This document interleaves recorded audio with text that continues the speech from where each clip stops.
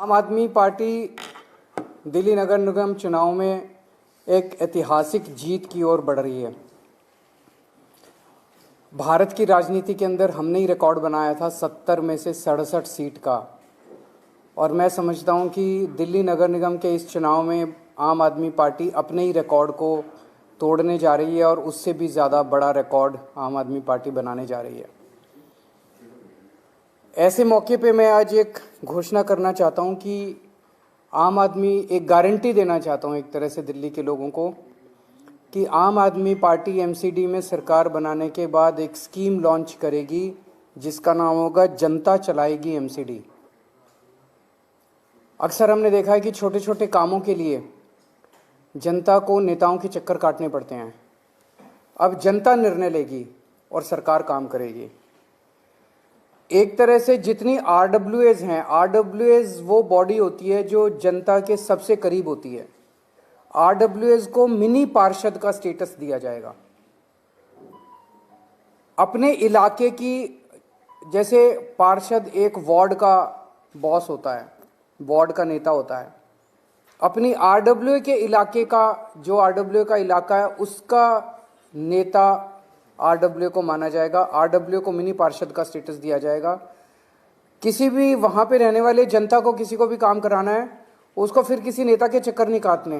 वो अपने आरडब्ल्यूए के दफ्तर जाए, बताए मेरी ये नाली खराब है, मेरा ये गली खराब है, मेरा ये खराब है, पानी बिजली जो भी समस्याएं हैं, और वो आरडब्ल्यूए के पास ताकत होगी वो सारे काम करवाने की जो कि जनता आके सीधे उनको बोलेगी। तो लोगों को अपने छोटे छोटे कामों के लिए नेताओं के चक्कर काटने की जरूरत नहीं पड़ेगी। आरडब्ल्यूएस को अपना दफ्तर चलाने के लिए और लोगों के सारे छोटे छोटे काम कराने के लिए फंड्स उपलब्ध कराए जाएंगे। तो एक तरह से रियल मायने में आरडब्ल्यूएस का सशक्तिकरण किया जाएगा एमसीडी के अंदर सरकार बनने के बाद। इसका मकसद है कि जनता को दिल्ली का मालिक बनाना, जनता को असली नेता बनाना, दिल्ली के हर नागरिक को दिल्ली का मुख्यमंत्री बनाया जाएगा। सीधे सत्ता दिल्ली के लोगों के हाथ में दी जाएगी और जनता जो है अपनी आरडब्ल्यूएस के जरिए अपने सारे काम करा सकती है। मेरी दिल्ली की सारी आरडब्ल्यूएस से अब विनती है, आप सब लोग अपने अपने इलाके के अंदर छोटे छोटे नेता हैं, आप सब लोग अपने अपने इलाके के अंदर सम्मानित लोग हैं। मैं सारी आरडब्ल्यूएस से निवेदन करता हूं कि 3-4 दिन रहेगा बस चुनाव के, आप सब लोग अपने अपने इलाके के अंदर, आप किसी भी पार्टी के हो, मेरे को पार्टीबाजी से कोई लेना देना नहीं है, आप आम आदमी पार्टी के हो, आप बीजेपी के हो, आप कांग्रेस के हो, अब आपको हम सशक्त करने जा रहे हैं, आरडब्ल्यूएस को हम सशक्त करने जा रहे हैं। रियल मायनों के अंदर हम आपको पॉलिटिकल पावर, फाइनेंशियल पावर देने जा रहे हैं। हर आरडब्ल्यूएस से, मेरी दिल्ली की हर आरडब्ल्यूएस से विनती है कि आप अपने अपने इलाके के अंदर डोर टू डोर जाइए, एक एक के घर जाइए और उनको कहिए कि आम आदमी पार्टी को वोट दें। अपने अपने व्हाट्सएप ग्रुप के अंदर, सबके आरडब्ल्यूएस के व्हाट्सएप ग्रुप होते हैं, व्हाट्सएप ग्रुप के अंदर आप सबको कहिए कि भाई आप जिस भी पार्टी को, कोई बात नहीं, इस बार सारे जने मिलके आम आदमी पार्टी को वोट दें।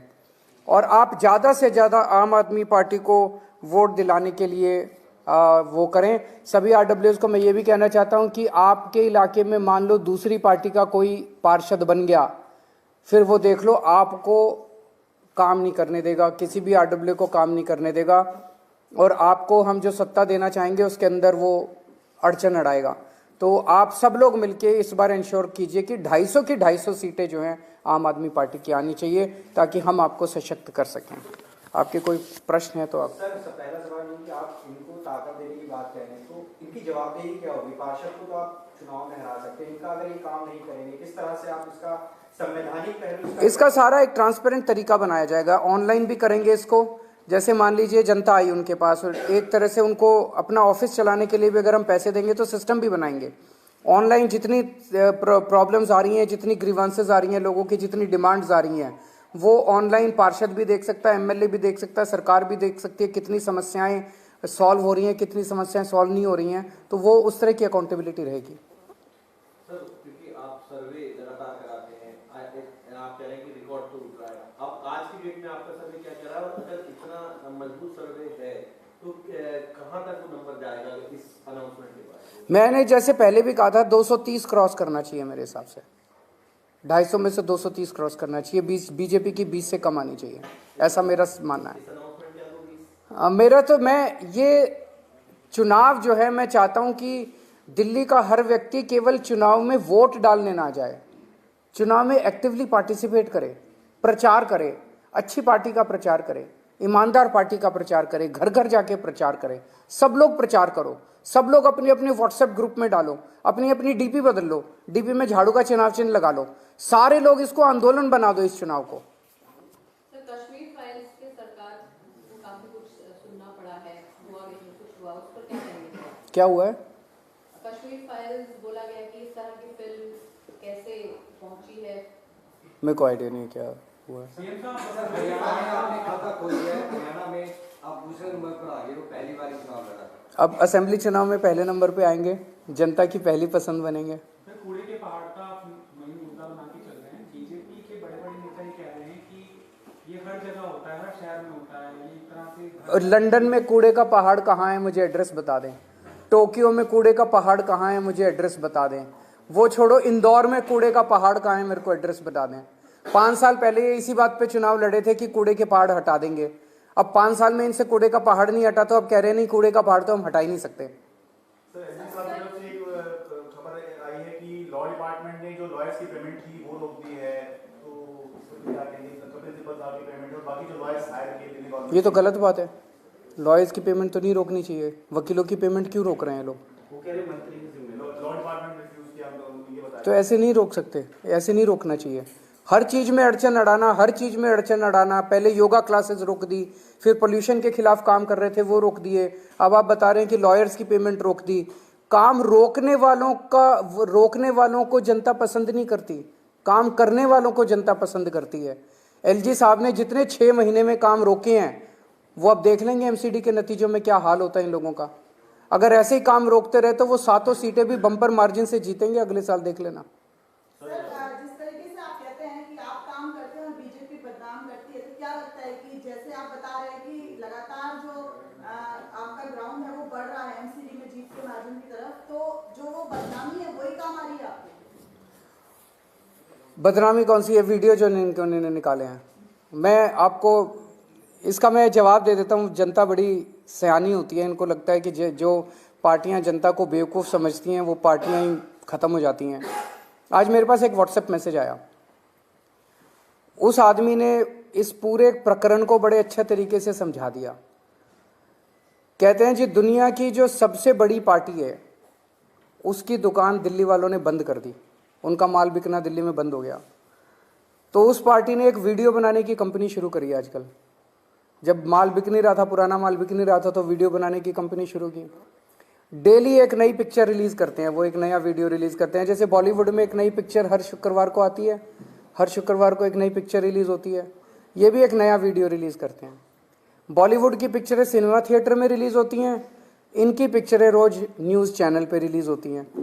लेकिन पिक्चरें इतनी घटिया और इतनी बोरिंग है कि सुबह 9 बजे रिलीज होती है, बस पहले 9 से 12 का शो चलता है, 12 बजे सारे न्यूज़ चैनलों पे खत्म हो जाती है। उसके बाद कोई चलाता ही नहीं इनकी पिक्चरों को। उसमें ना गाने ना डांस, इनकी पिक्चरों में, इनके वीडियो में कुछ भी नहीं है, कोई देखता ही नहीं है।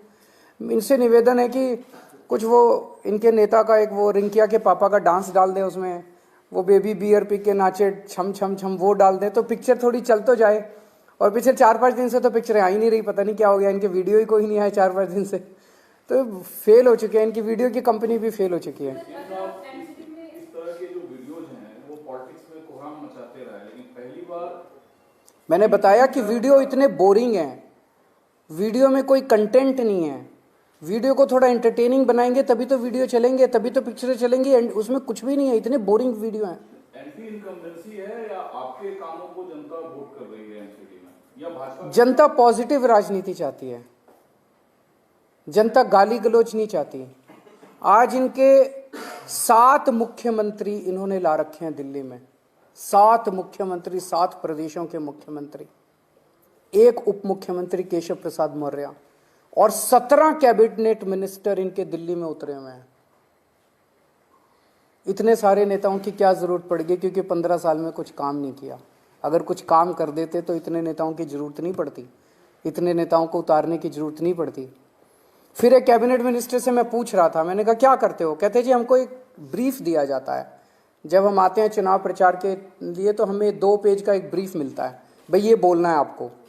तो बोला जो उसमें ब्रीफ था उसमें इन्होंने कोई काम ही नहीं लिख रखे थे, भाई 15 साल में क्या काम किए। तो बोला हमने पूछा पार्टी से भाई क्या काम गिनाए, तो उसमें बोला बस केवल गालियां लिखी हुई थी कि केजरीवाल को ये गालियां देनी है। तो केवल केजरीवाल को गालियां देने से आप चुनाव जीतना चाहते हो जनता के बीच में? मेरे को गाली दे के कहते हैं केजरीवाल के पैर तोड़ देंगे, केजरीवाल की आंख फोड़ देंगे। मैं कहता हूं मैं दिल्ली को साफ सुथरा करूंगा, कहते हैं केजरीवाल की टांगे तोड़ देंगे। मैं कहता हूं मैं दिल्ली को चमकाऊंगा, दिल्ली का गंद निकालूंगा, कूड़ा हटाऊंगा, कहते हैं केजरीवाल की आंखें फोड़ देंगे। ऐसे तुम चुनाव जीतना चाहते हो? अगर तुमने 15 साल में, आज मैं जेपी नड्डा जी ने अभी कुछ, उनको मैं चैलेंज करता हूं, एक काम गिना दो 15 साल में तुमने जो एक काम किया है, एक काम नहीं किया। इनका केवल एक ही 1 पॉइंट एजेंडा है, केजरीवाल को गाली दो। इन्होंने कहा केवल 1 पॉइंट एजेंडा, एलजी साहब से सारी दिल्ली के काम रोको।